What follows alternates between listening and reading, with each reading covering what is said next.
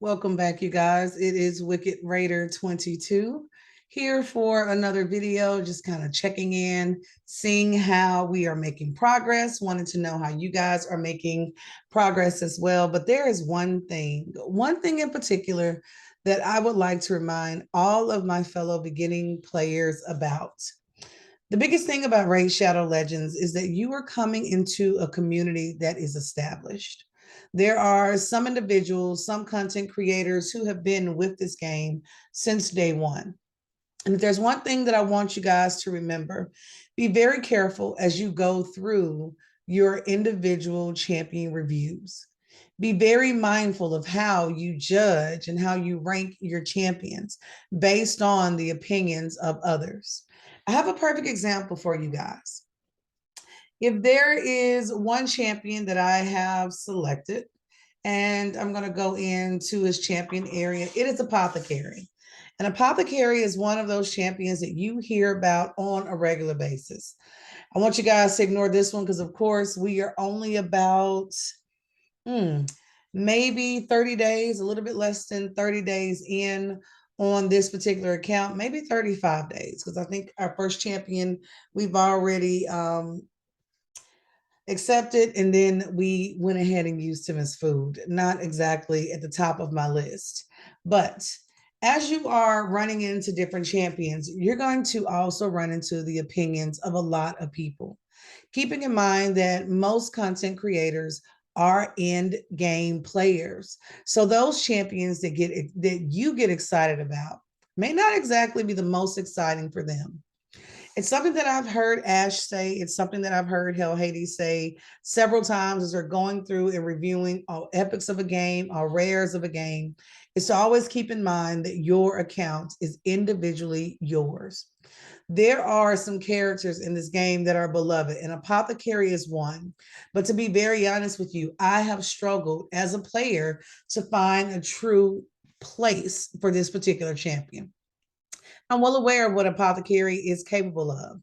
I watched several videos on him. I've had a chance to look at several of his builds. But as you guys can see, even when it comes to artifacts, being able to obtain quality artifacts will take time. And as a beginning player, oftentimes you are looking at something like this. You are pulling the best gear that you possibly have, knowing that gear will only get better from here. There are times when you will pull a champion, and Apothecary is a complete example of this, where either my account is not ready for him or the champions that I have built my team around currently don't necessarily have a good place for him to fit. It doesn't mean that you get rid of this champion, and it doesn't devalue this champion. But it does mean that for my account, this is likely a champion that I will not force myself to build out first. Now, does he serve a purpose? Absolutely. Have I seen him both early game, mid game, and in certain circumstances in game? The answer is yes. Armiger is another one that falls into this category. I've seen so many people pull him, and you can tell we're getting a little bit better, but we're still working on quality artifacts. And until I'm able to get him to the point where I know I want him to be, I have to be mindful with every step that I make, especially when you are free to play. You want to take the time to get to know a champion and to ask yourself, is this the champion for me? Another example of this is when we pulled Bloodhorn, there was a part of me that was like, wow, I don't have very many skinwalkers. I wonder what this champion is all about. He doesn't have very many reviews. We go into the reviews and they're pretty mediocre, which is one indicator. I mean, this is a void champion. But then the more I'm able to place artifacts on this champion, the more I've been able to play him in different scenarios. I can tell you that personally, he does not fit my account. So here's the question for you. What does it take for a champion to earn a spot with you? Some champions I don't know very well. Life Taker is one I pulled the other day. Love her aesthetic. Absolutely loving the way she looks. Keeping in mind, looking at reviews. I personally like to look at reviews to kind of see where people are using a champion technically. I know that in Arena, she would not be my top favorite. A couple of the dungeons, she would not be a top favorite. But as you can tell, there are certain areas where every champion can have a place. And until I figure out exactly where that place is, 90% of those champions will go without artifacts and can also be placed into your vault. I have received comments from so many beginning players. And another example that comes to mind, on my other free to play account, I pull Shaman. I personally love Shaman at this point and at this stage of the game. Because what Shaman did for my team is I did not have a miscreated monster. I didn't have a healer. I didn't have a support for that particular account. I did not have a mother superior at the time. No idea what this particular champion was capable of. There was no apothecary for that account.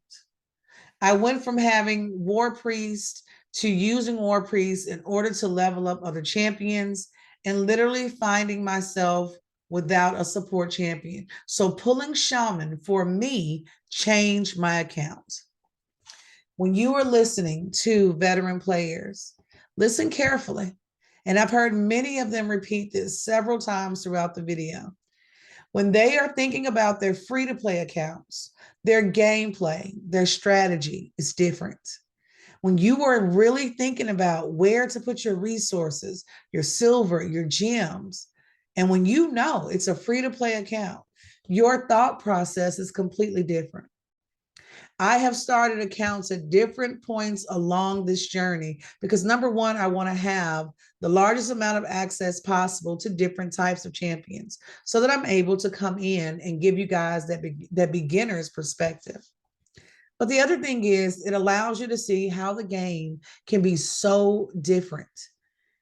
The other video I watched yesterday was an in-game player who actually has been playing since probably the first month or two that Raid Shadow Legends was out. And what he did for his viewers is he had received quite a few requests to go back now, roughly 3 years in, and to start his first free to play account. He's never had one. And the honesty that came across his face as he was going through the process of, picking a starting champion and thinking about all the champions in the course of a week that he had been playing on this free to play account. He had a moment where he realized the limitations that are placed on new players. Guys, I bring this up because we have so many things, so many new opportunities coming our way. From the tower that's opening up to blessings, you're thinking about ways that you can take your champions to the next level. But you've also got to keep in mind that there are limitations that are going to play into this entire scheme. So the question is, what are you doing to prepare? The same thing can be asked when you are preparing yourself for Clan v Clan. We know that there are particular tournaments that are coming your way. What are you doing? What are you saving? Have you taken the time as a free to play player? And are you saving shards? Are you reserving your energy? Do you save your multi-battles? What exactly is it that you're doing as a free to play player that helps your account progress? You will not always have the champion of your dreams. If you look at the index, there are so many champions, so many legendaries that we have yet to even experience. So many epics that can be so game changing. And I'll tell you, guys, some of these are not going to be game changers for your account. Last example. On my other account, I pulled Thinacil. I got really excited because there were so many players that absolutely loved what this champion can do. And this is an oldie but goodie. So this was one of those that has been with the game for a little while. People have had a chance to work with him in so many different areas. But here's the limitation that I found. He gave Spring Lullaby, which induced sleep, which was nice because at the time I did not have any other champions that would place a sleep debuff. I wasn't crazy about the number of books, but it wasn't horrible. Oak skinned was the #1 skill that each and every video that I watched talked about. Places a 60% increased defense buff on all allies for 2 turns. Heals all allies by 25% of this champion's max HP.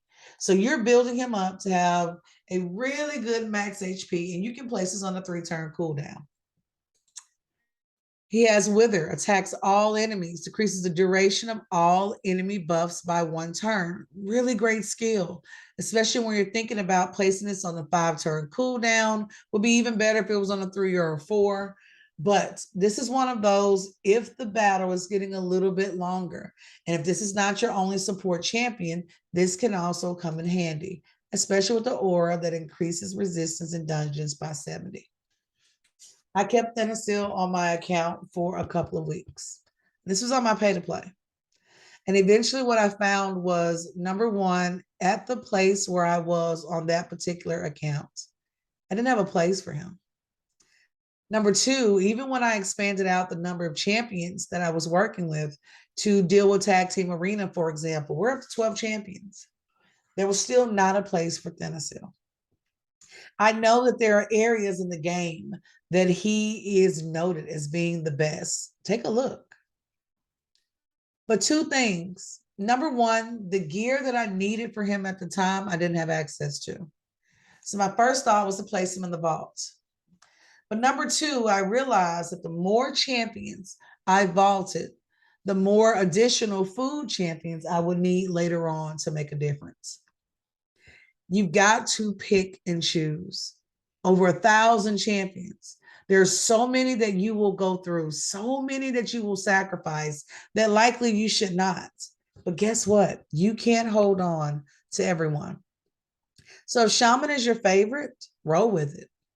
I did a video on Painkeeper and I received a couple of comments that were very, very candid, and I appreciated it and clearly stated, do not waste your resources. I also watched several accounts yesterday where Painkeeper was being used in game in different situations. It's all about your approach to your account. So my question to you, who's your champion? We don't do these kind of videos very often, but I wanted to take a moment just to make sure that you don't lose focus on your account and your progress. It's always nice to have a light to follow, but make sure you're on the right path. If you guys have stayed with me this long, go ahead and subscribe. We definitely post content every Monday through Friday at 7 a.m. Just taking a look at progression, taking a deeper look at some champions, definitely, and always up for a little strategy. I'll talk to you guys soon.